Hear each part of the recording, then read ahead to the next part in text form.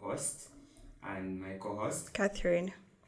We do have a guest today, but before we get into his introduction, I thought maybe we need to do it the best way. You understand? Mm-hmm. Like, for example, my name is Kafera Kenneth. I'm with Engineering Connections, and I'm the host. What is your name, Catherine? My name is Catherine Mukasa. I'm the co-host. Okay. What I wanted to make clear before we get into it is there's a profession. I'm a construction manager by profession, and I mentioned Engineering Connections because we do have a right to speak on its behalf. Okay. However, if you do not have a right to speak on behalf of wherever you're working, you can always just mention that profession, and we're good with that. All right. So, do the thing. Good afternoon. Yes. My name is Edmond Sewata, a practicing civil engineer. Welcome, Edmond. Welcome to our podcast. Thank you. Yeah. So, sit, relax.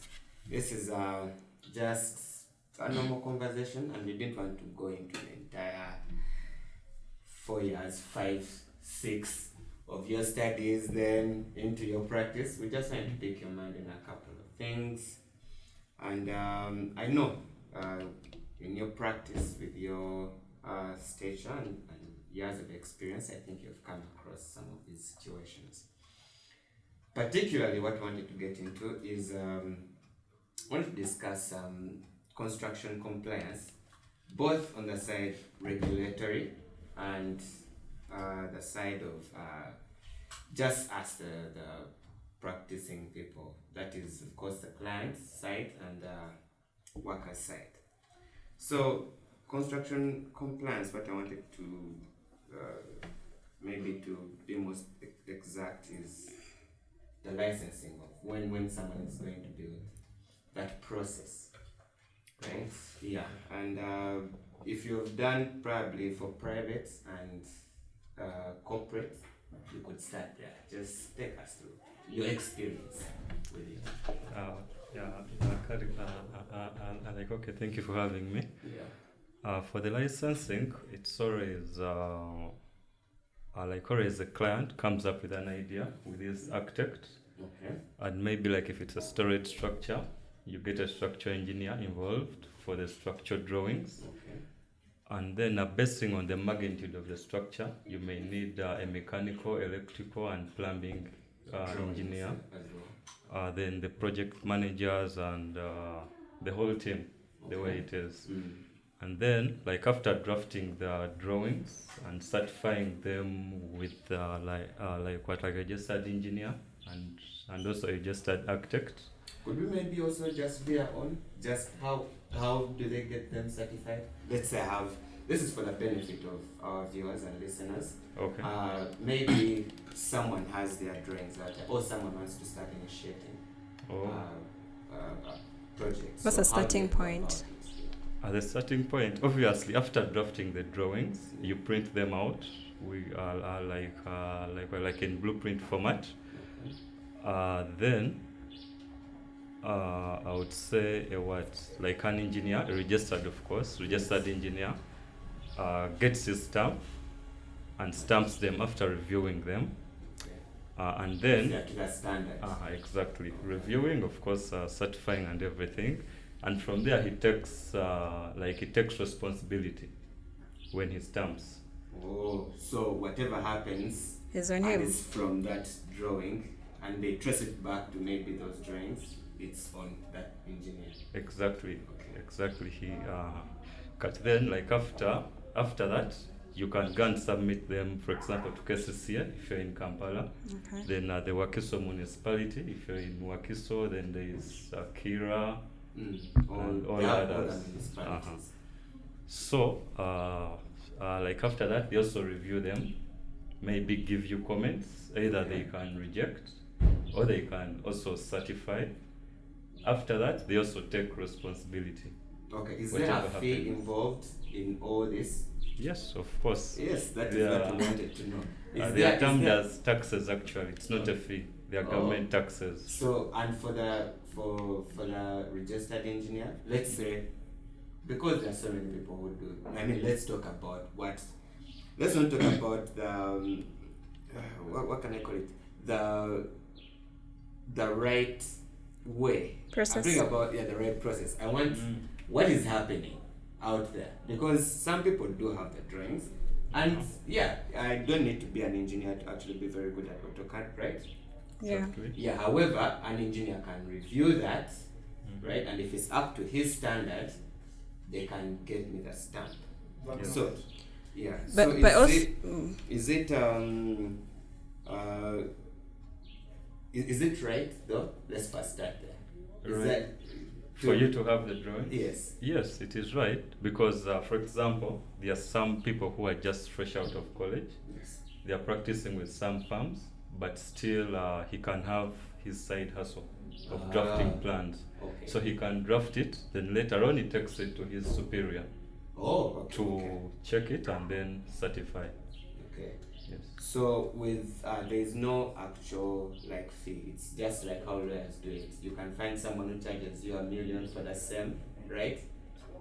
It depends. It depends on the way you've approached the client, And the complexity. and also the size and all the details required.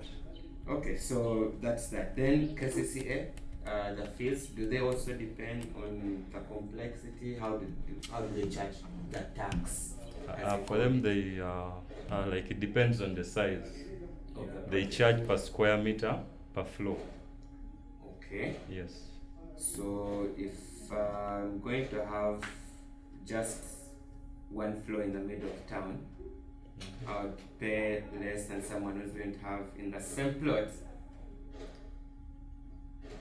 Okay, no, of course they'll pay more. It but, can vary depending on the size of the drawing, and also the number of floors. Okay, Yes. that's interesting. Regulator, is there any other key player in the market except the KCCS and Chira Municipal Councils of this world? Yes, they are there. For example, if it's a commercial structure, you also have to involve fire safety and occupation department. They have to review the plans, and they have to make sure they are actually workable. Will a person ever be able to build in this country if that is all up? Yes. It seems to be a lot. it is a Can lot. they just put it in one place? Maybe a click of a button? Is it like that, by the way?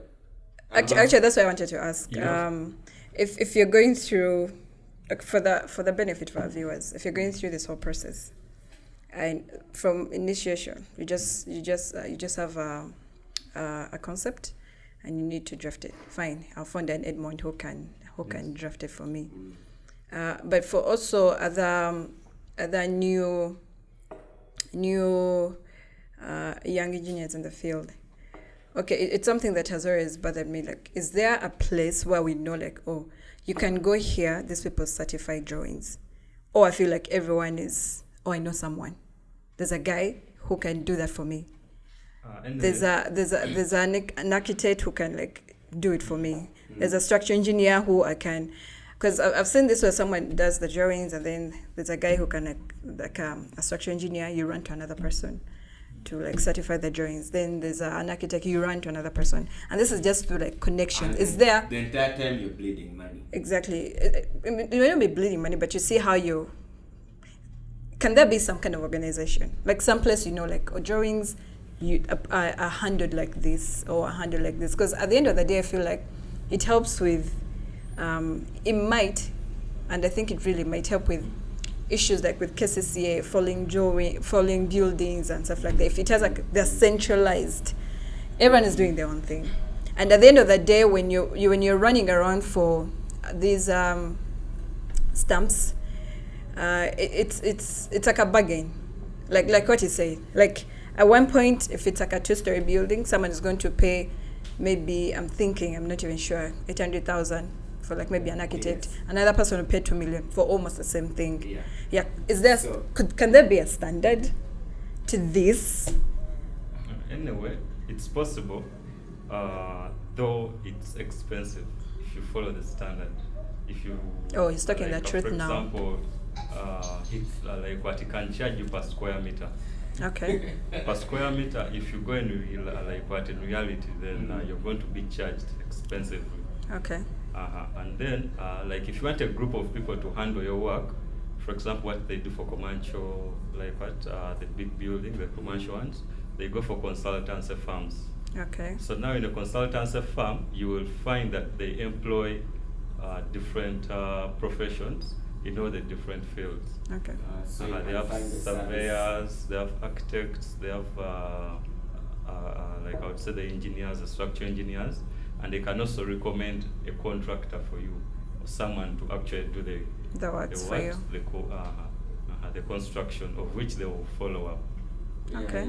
Yes. Because I've actually realized. Remember, there's on a previous podcast we're talking to one of our colleagues still, who insists that perhaps it's the clients who don't want to pay the money, and that's why some of these things start coming up. Just like the example I've just given, someone may be highly motivated to pay you 2 million for a 2-story building, but someone may say, I'm giving you 800,000 for the same, and still it's money, right?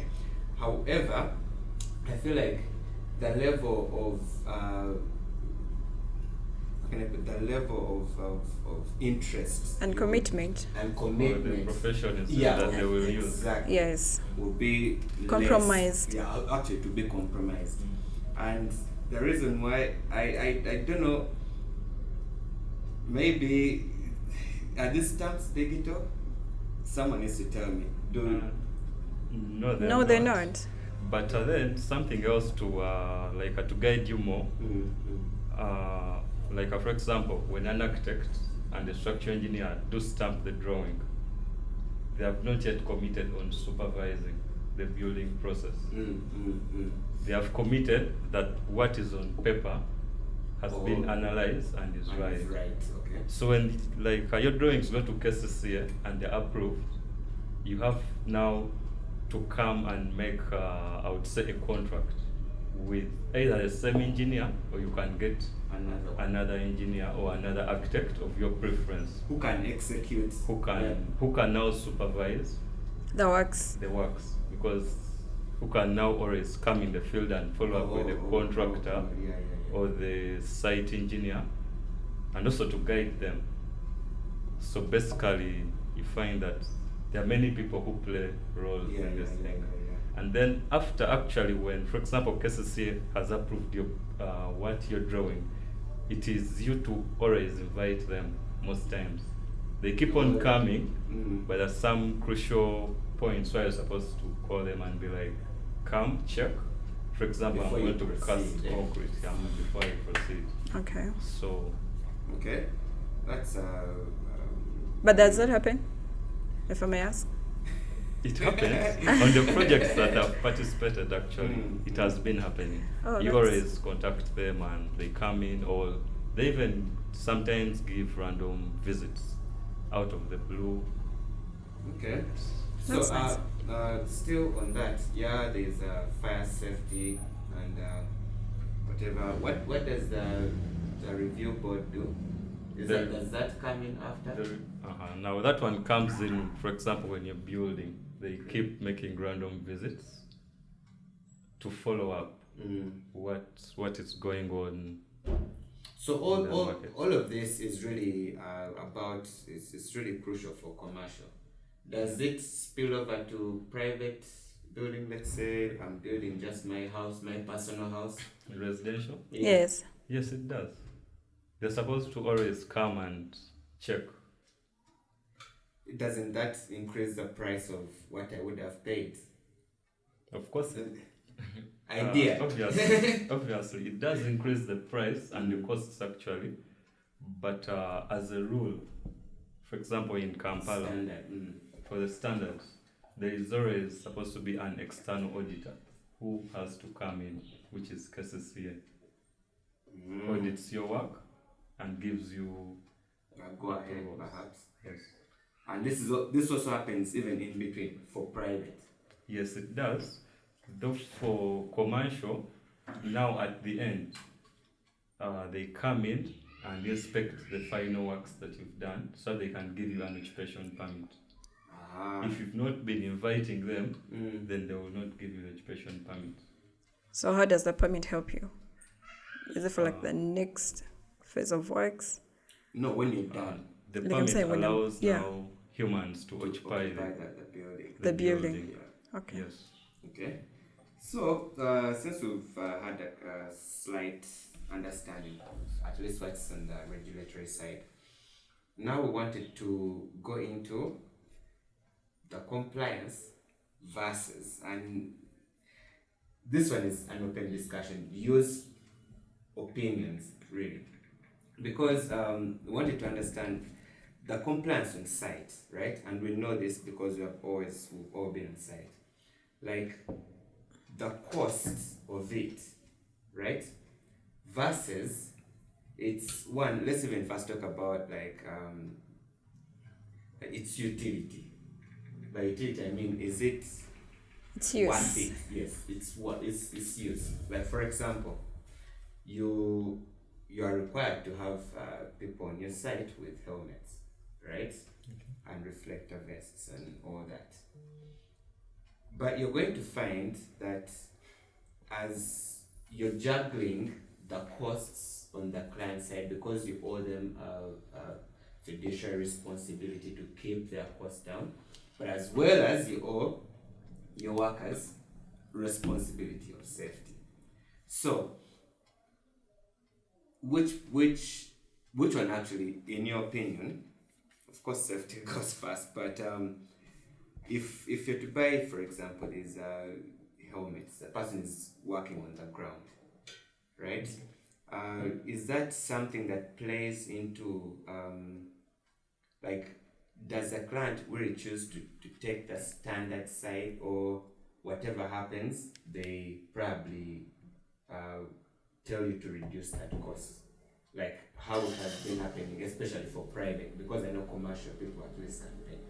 But in your experience, because what we want to bring out here is a sort of change of mindset, why that shouldn't even be considered as a cost.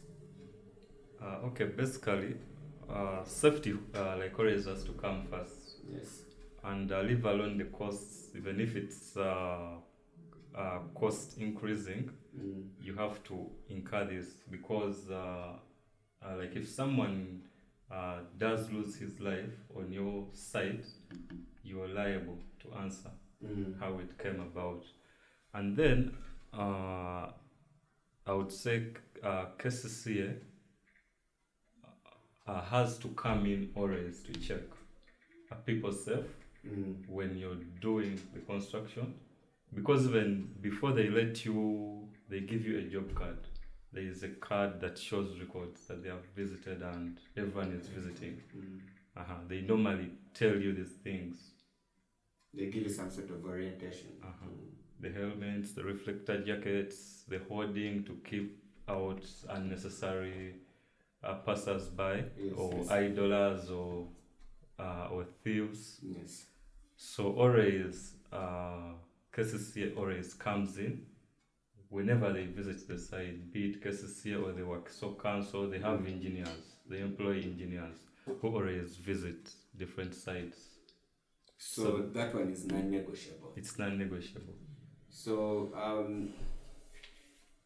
on the side of quality of these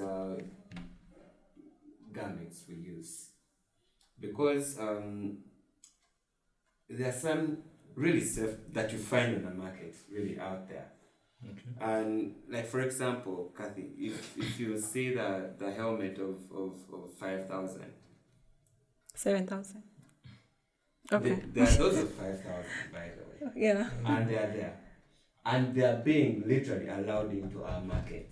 You understand? This is even why you can say this is a recognized shop, and they pay their taxes, they probably have UNBS visiting them, but they're selling these kinds of helmets, these kinds of gloves, and what. So, in my understanding is, are we doing this thing for just the purpose of, yeah, my people have helmets?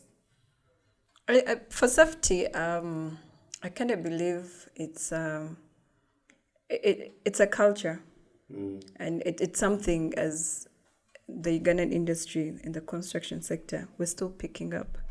The very few, companies. I feel like companies are all picking up on the safety aspect, but it's something that has not been.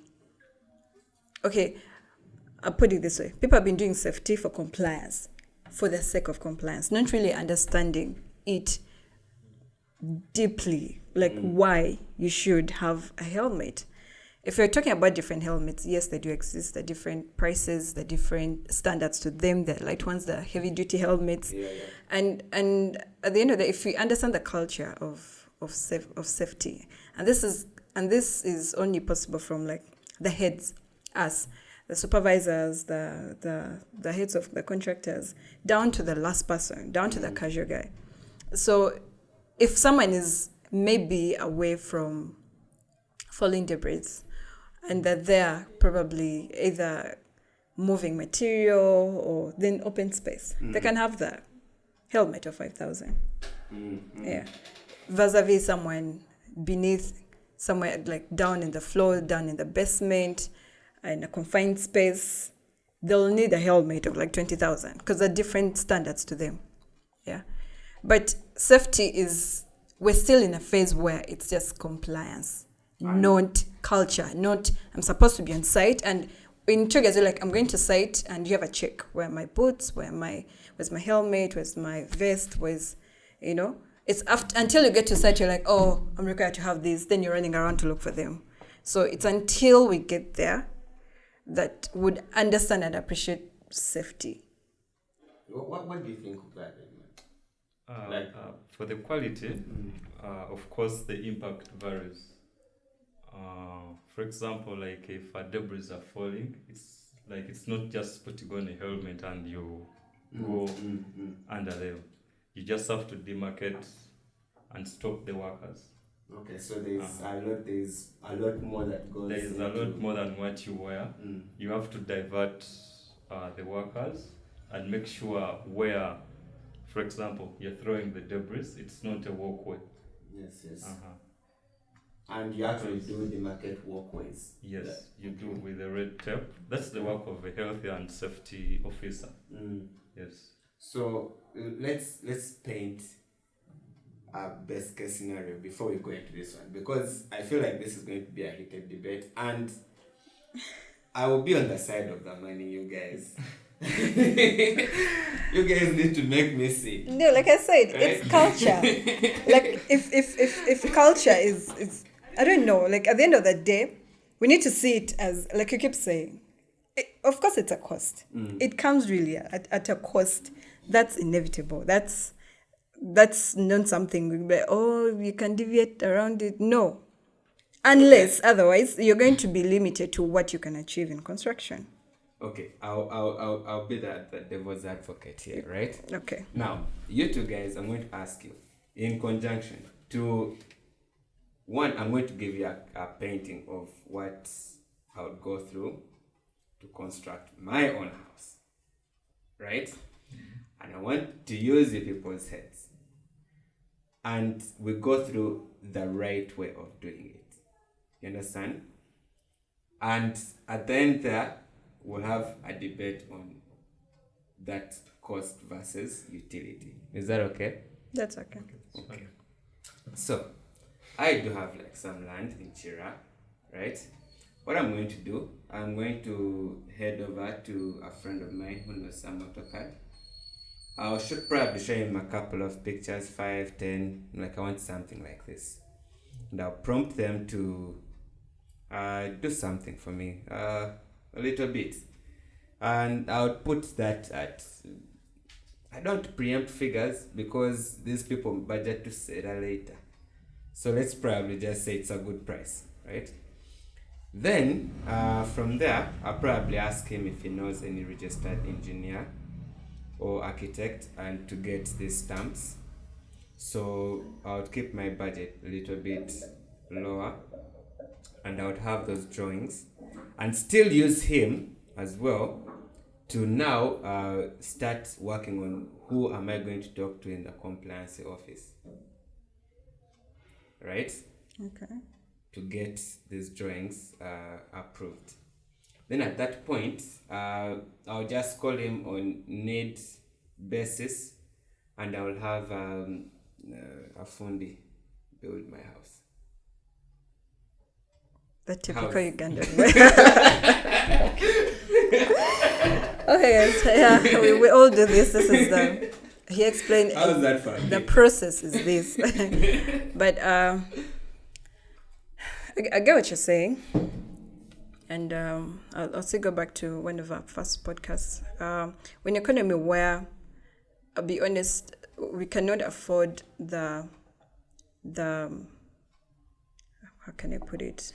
The standard of construction. That's professionals. No, professionals. Some Yeah, professionals actually that do have a minimum. yeah, wage. exactly. Yeah, that's the truth. Yeah, but if I'm looking into like a safety aspect, and you're looking into a residential, and the house, what you're describing, how I would think about it, like if someone is going to find someone, do for your plans, do for you, find for you an architect. Feel free to chime in here because No, I'm trying to understand. Yeah. If you're doing a normal house of like normal height, 3 meters. Like just a second. By your house, are you talking of a bungalow? Exactly. I think that's storage? where that's where I'm headed. for purposes of the argument, let's make it a storage structure. A storage many structure. Let's go for 3. 3 floors. Yes. Okay, now 3 floors. In the process, even if you're trying to use and know someone who knows someone, there's some things that are going to be verified before it's actually, given it back to you and stamped. And even the smallest of projects that I've worked on, compliance people are going to show up, like SCCA. They're going to show up. They're going to look at your structures. They're going to see your vis-a-vis what you're doing. Yeah. So you need to comply in all aspects. That's what I was asking. If it's a bungalow, it could be just a normal plan. If it's a structure house, it's going to be a structure drawing that they need to check and all these things. However, rules that govern a bungalow and rules that govern a structure house start differing. And they also differ in safety in so many ways. Yeah. If you're going to I hear you saying a lot of safety, I hear money. Yes. So let's make a good picture. So Yes. like if it's a bungalow, like I said, like this height, walkable height of like maybe 3 meters. If people are working with the roof, and we're looking into working at heights, yeah, Yes. you can use you may not necessarily need the scaffolding to literally put up the roofing structure, yeah, but you may need standard ladders. I get you. Vis-a-vis, like what I'm trying to say is, if you're going to do a structure house, even if it's residential, you might not bypass the safety cost. People do it, yes, I get it, but ideally you might not bypass the structure cost compared to someone who's doing a residential building. Okay. Now, we're still headed on. I still want to pinpoint your thing of safety. I want to bring him for the compliance issue. What if? Yes. And again, playing the devil's advocate. If it's 3 floors, right? Okay. Floor number 1, I don't buy safety. Anything to do with safety.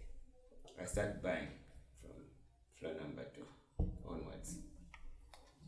Okay, basically, maybe like if there is no professional on the ground, for example, a professional engineer. Like I said, I would use a fundi. Yeah.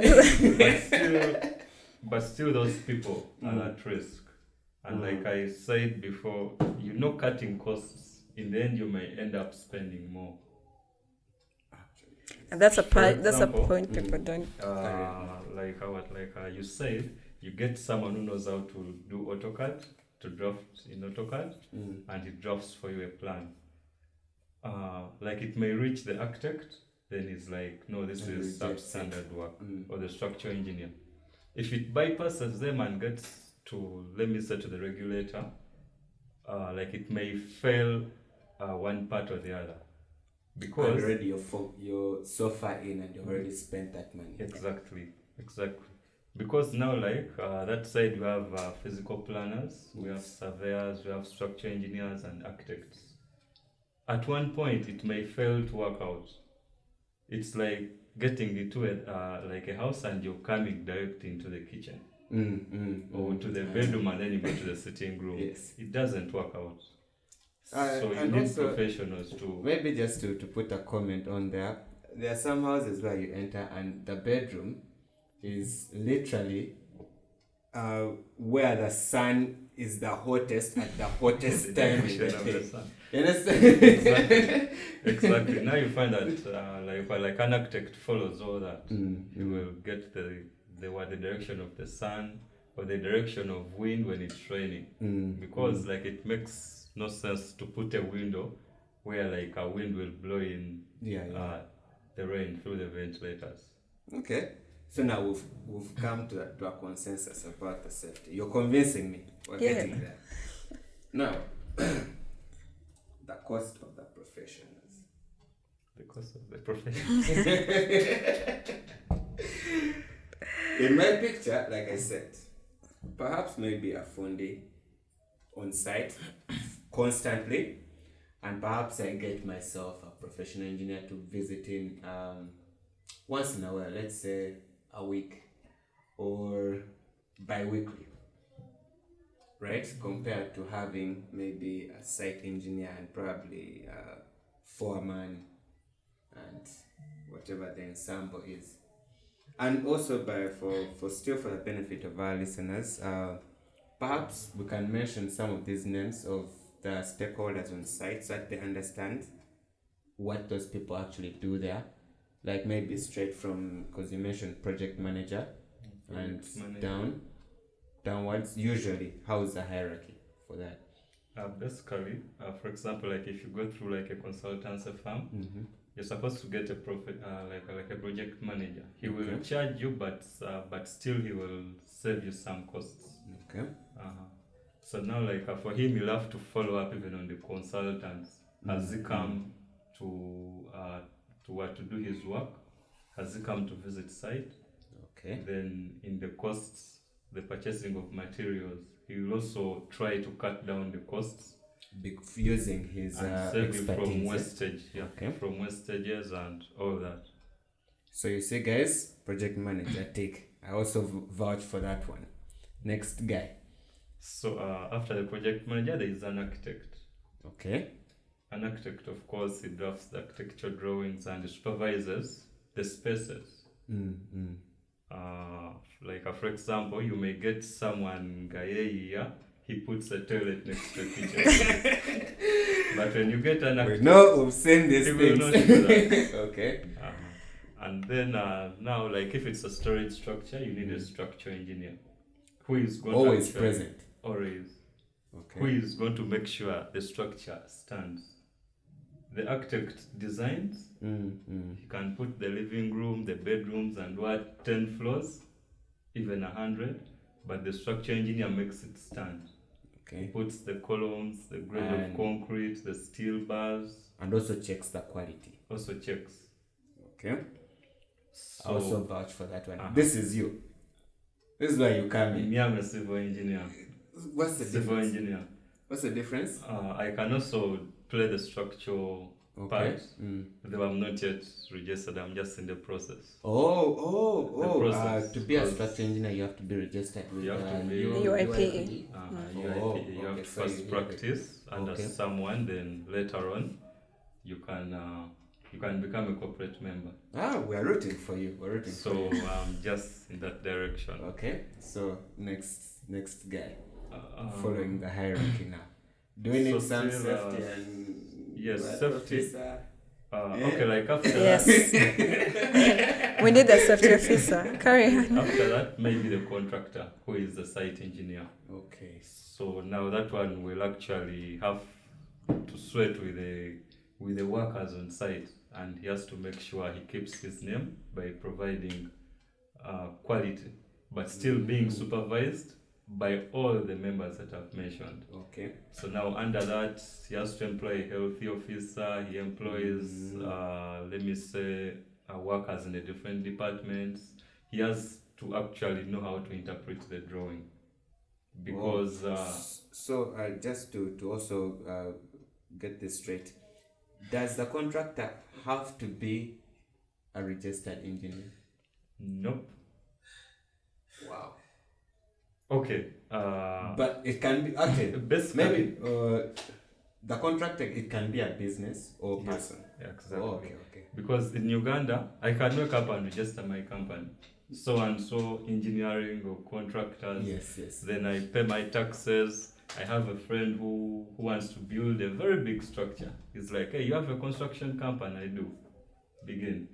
Now, there he has to employ engineers, or an engineer. Oh, okay. Who will now interpret for him the drawings. Because they have to be able to do that. Yeah. Yes. So now we're at the contractor level. Where does my food become in? Your friend now, actually, We need to tell the masses how far down the professional chain It's they are cut. trusting their structures. Do you understand what I mean? Yeah. We need to show how far down that professional chain. The hierarchy. Yes, Where they get to where pick. you feel like you need to pay this. They eliminate everyone else up. Yeah. They pick Fundi and everyone below Fundi. And now we have reached contractor with at least, and obviously they usually people employ these guys at the level of contractor, which means he's doing everything he does not even understand. That is safety. He's covering costs that you need to have a QS at some point, somewhere in there. Yes, the QS. The QS comes in after drafting the drawings. When now you want to know the costs, the general costs. But interpreting drawings is very sometimes things. For interpreting, it will be better to get a civil engineer. Okay, saying the people who employ the Fundis Yes. to cover all this kind of roles and responsibilities. So, please tell the masses as where the Fundi comes in. because I wanted you to tell me also before you finish your perfect picture. You just tell me your best experience, and Who is QS? we'll close there. QS is for the benefit of our viewers and listeners. QS is a quantity surveyor, and their thing is to know. Actually, I would have to employ one because me, I'm touchy with my money. They will tell you. But people always feel like QSs because they give you figures and you're like, will this be possible? Okay, so let's complete our picture, the perfect one. So on the contractor. Yes, contractor. So now the contractor comes in and employs, I would say, if it's a bungalow, now here the contractor can get someone who knows how to interpret the drawings. They set out, let me say, the bungalow, and now here the Fundi can come in to build the block work. And finally, but then if it is a structural drawing, I would say like a commercial structure. A Fundi is still not yet here. We'll push him down there. You need people to come and take the levels. The surveyors. Then you need people who are going to do the steel bending, to put the columns, the bases, the beams if there are any. And all these are craftsmen. Yes. These are being trained to do that. Some are trained, but some have experience, field experience. Okay. There are those people ng'akulidde ku site. He has seen Oh yeah, so people ne bamusomesa, or life pushed him there and he became an expert in that field, let me say. do they have any maybe document for it, or at that point we start being a little bit leisure? Some of them do. Some of them go through the vocation schools. Okay. This is what they teach. Okay. The concrete mixing, the steel bending, the carpentry, for doing the formwork. So basically, now the fundis will come in still to build the blocks and maybe do plastering afterwards. Okay. Yes. So fundi then, what would that be in English? Fundi is It's a mention. Mason, builder. Okay. So from there now we have the helpers. Yes, And still then the the helpers kitchen are ladies. always there. Also the kitchen ladies have to give people food. So yes. Okay, yeah. Now that we've seen these two pictures, you can see how capital intensive the perfect picture is, but it is safe, and you're very sure you're supporting the economy. I mean, sometimes even the moral kind of thing is right? Yeah. Compared to someone who gets his money and like me. For example, let me just advise you. Yeah. It's always cheaper to get, let me say, 2 million and you employ a civil engineer than doing substandard work and later on you get issues in the finishes. Or than getting an accident and now you have to pay even more. Compensate for liabilities, life yes. of which you can't do, then it's always cheaper Okay. to employ someone. Guys, do employ these people. Now, for the final one, best experience versus worst experience. In your, of course, don't mention names. We will find them. But, but anyway, anonymously, your best experience. Maybe it can even be through. It would have been through a company, how they followed through everything, and you're like, yes, This project was well done, well. well executed. Yes. My best experience is, I would say, it's the current project that I've been working on. Okay. It's almost under completion in Kololo, but And you followed through the Yes. structures. I did. I'm actually working as their clerk of works. Okay. I'm supervising a contractor on behalf of a client. Okay. So And I you're have to giving make them sure. hard I time. have to make sure exactly that the contractor doesn't cheat the client or doesn't play games. Okay. I've just enjoyed the journey with this project And because the learning experience. because I've met different contractors. Under a contractor you can have subcontractors. Yes. Yeah. Yes. So I've just met different subcontractors and I've experienced how well How diverse they, how everyone does their work. You get to correct them, they correct you here and there. Then my worst Don't was say me because you're yet to get to. anyway, my worst it was I would say it was when I was starting this profession. You get to site and things are not adding up.